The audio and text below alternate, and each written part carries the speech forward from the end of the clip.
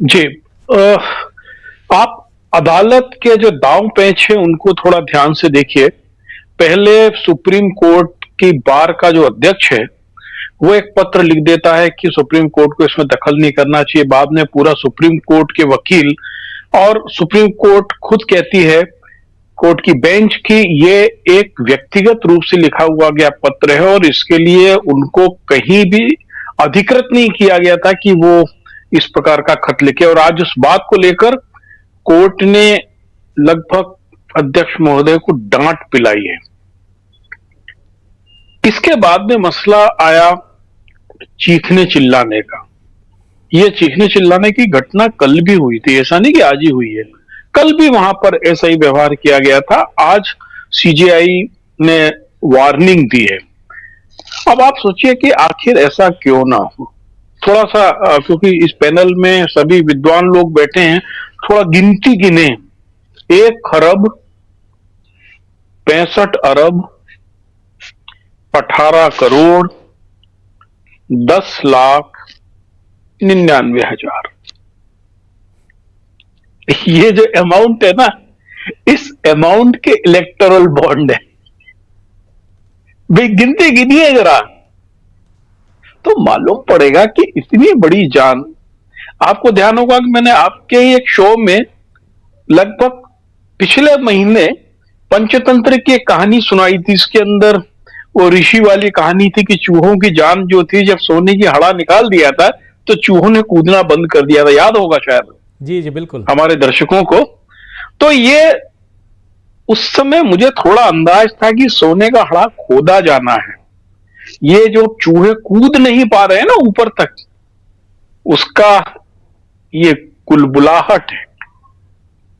और जिस तरीके से मोदी जी और मोदी जी के गिरोह के पत्रकार, मैं दुर्भाग्य से देखता हूं कि पत्रकारों का बुद्धि और विवेक इतना शून्य कैसे हो चुका है। राहुल गांधी के कल के बयान को हम शक्ति से लड़ रहे हैं, उन्होंने शक्ति रूपा के रूप में ले लिया।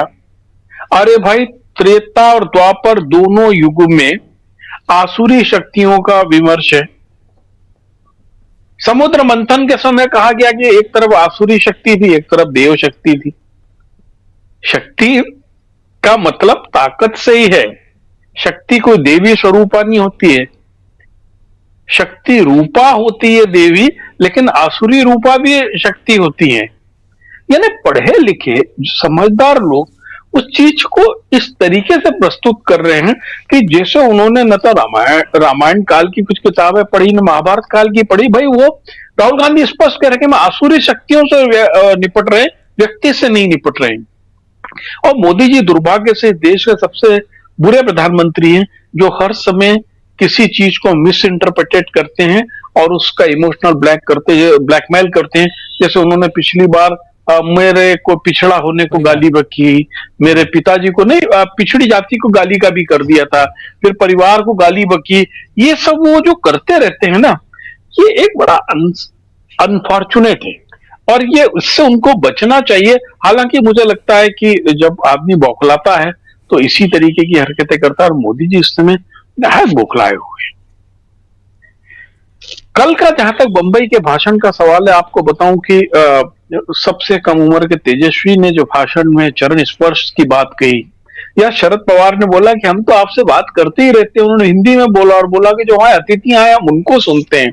या कल्पना सोरेन ने पहली बार इतनी बड़ी पब्लिक मीटिंग को एड्रेस किया, या उद्धव ठाकरे जब बोलने को खड़े हुए और उनके साथ में लोगों का जो कोलाहल था, वो सब चीज ने, महबूबा मुफ्ती ने किस तरीके से हिंदुस्तान की आजादी को लेकर, कॉन्स्टिट्यूशन को लेकर बात की, बहुत एक गुलदस्ते के रूप में प्रहार किया है उसने, और एक सशक्त विपक्ष का एक चेहरा दिया है।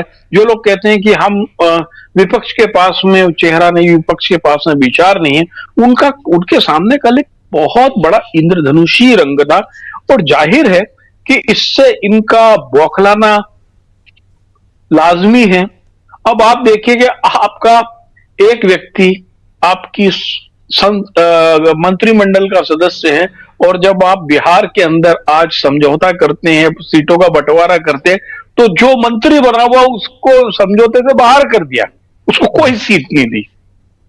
तो ये जो जिस तरीके की बौखलाहट दिख रही है उनके उसमें, क्योंकि अभी उनको क्या लग रहा था कि इरिटेट करके, प्रक और करके किसी तरीके से इंडिया गठबंधन या भारत गठबंधन की सीटों की घोषणा हो जाए, उसके बाद वो जोड़ तोड़ कर सके, खरीद कर सके, गणित लगा सके।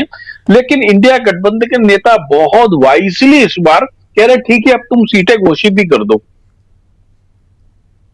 तो ये जो उनकी जो चुनाव की तकनीक है और चुनाव की जो नीति है, उस पे बहुत बड़ी चोट लग रही है। और सबसे बड़ी चीज है कि कर्नाटका और तेलंगाना के चुनाव में जिस तरीके से टीम सैम पित्रोदा ने काम करके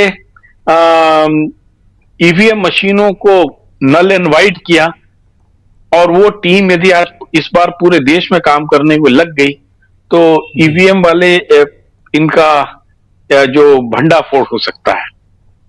जी, क्या फर्क पड़ता है उसको, कहां से पैसा मिला नहीं मिला? बिल्कुल, आप राकेश जी ने जो बोला मैं उससे आगे ही बात करूंगा। आप ये मान के चलें कि आज अभी जब हम बैठे हैं तो अरहर दाल 150 रुपए से ऊपर है, सामान्य वाली, और अच्छी वाली 215 तक है। काबुली चने 185 से 225 रुपए किलो है। सरसों का तेल 115 न्यूनतम है। सोयाबीन ऑयल किसी कंपनी का ले लो 112 रुपए से कम नहीं है। मैं ये आंकड़े आपको इसलिए दे रहा हूं कि जब हम देश के जागरूक लोग, हमसे मेरा मतलब है कि yes, being a journalist, being a aware person, we are also one of the party for the constitution and the country. हम लोगों को यह बता पाएंगे कि कौन नृप हो, हमें क्या हानि वाला अब ये जमाना नहीं है। यदि एक पार्टी चंदा लेती है किसी इंडस्ट्रियलिस्ट से, तो ये एक पार्टी और इंडस्ट्रियलिस्ट का धंधा नहीं है। इसके अंदर ये पैसा मेरे और आपकी जेब में जा रहा है। किसी Adani, Ambani, Soma company, bank company, उसने अपने घर से नोट नहीं छापे हैं। जब 42 रुपए किसान को छोले मिल रहे हैं और बाजार में 185 बिक रहा है, जब 21 रुपए अरहर दाल का किसान को मिल रहा है और वो 200 रुपए बिक रही है, तो ये जो बीच का मुनाफा है, ये जो महंगाई बढ़ती है, जो मेरी जेब पे खर्चा पड़ता है, 65 रुपए वाला पेट्रोल 112 करके 2 रुपए कम किया जाता है, ये हमारी आपकी जेब से जाता है। और हमारी आपकी जेब से इसलिए जाता है क्योंकि इंडस्ट्रियलिस्ट बड़ा मुनाफा कमाता है। वो जितना बड़ा मुनाफा कमाता है, उसके मुनाफाखोरी में सरकार कोई दखल नहीं देती है और वो उसका हिस्सा सीधे अपनी जेब में ले जाती है। जब आप जन सरोकार के इतने काम कर रहे हैं, तो आपको 600 करोड़ रुपए के ऑफिस की क्या जरूरत है? आपको हर दिन 2 करोड़ रुपए के अकेले डिजिटल विज्ञापन देने की क्या जरूरत है? ये खर्चा जो चंदे के रूप में, घूस के रूप में लिया जा रहा है, वो वास्तव में आम आदमी को महंगाई, बेरोजगारी, त्रासदी की चोट दे रहा है। देखिए ना, रेलवे में पैसेंजर ट्रेन खत्म होती चली जा रही, वो कह रहे हम तो सब एसी ट्रेन चलाएंगे, इससे जनता को फायदा हो। लेकिन आप सोचिए कि जो सफर में 2 साल पहले 40 रुपए में करता था, आज मेरी मजबूरी है कि उस ट्रैक की ट्रेन खत्म हो गई है, मुझको उसके लिए 300 रुपए देने ही है। अलग अलग राज्यों के राज्य परिवहन निगम की बसेस आपने खत्म कर दी, इसलिए क्योंकि लोग मोटरसाइकिल खरीदे, जिसकी औकात है वो कार खरीदे, वो पेट्रोल खरीदे थे। तो ये जो चंदा जा रहा है, यदि एक कार कंपनी चंदा दे रही है, एक मोटरसाइकिल कंपनी चंदा दे रही है, तो इसलिए दे रही है क्योंकि सरकार कह रही है कि दिल्ली में चलने वाली गाड़ी 10 साल में कंडम हो जाएगी, तुमको नया खरीदना जरूरी है। जी। ये जो पैसा जा रहा है किसी इंडस्ट्रीज की अपनी जेब से नहीं जा रहा है, हम लोगों पे जो महंगाई की मार पड़ रही है उसके बड़े हिस्से के रूप में जा रहा है। यदि विपक्षी दल, देश के सरोकार रखने वाले लोग ये बात को नीचे तक कन्विंस कर सकें, तो निश्चित ही जनता में बदलाव आएगा। हम रफाल वाले मामले में देख चुके हैं फ्रांस जानता है, दुनिया में मालूम है कि राफेल की जांच चल रही है, राफेल में गड़बड़ हुआ है, लेकिन हमने केवल राफेल की बात करी तो किसी को कोई फर्क नहीं पड़ा, उनको लगा हुआ होगा। लेकिन जब हम ये बताते हैं कि ये जो पैसा जा रहा है, ये आप पे महंगाई बढ़ा के जा रहा है, आप पे बेरोजगारी बढ़ा के जा रहा है, तो ये जरूर जनता को एड्रेस करेगा और उसका असर मतदान पर भी दिखेगा। जी जी जी, बिल्कुल आप सही कह जी रहे हैं, रवि। इसका असर मतदान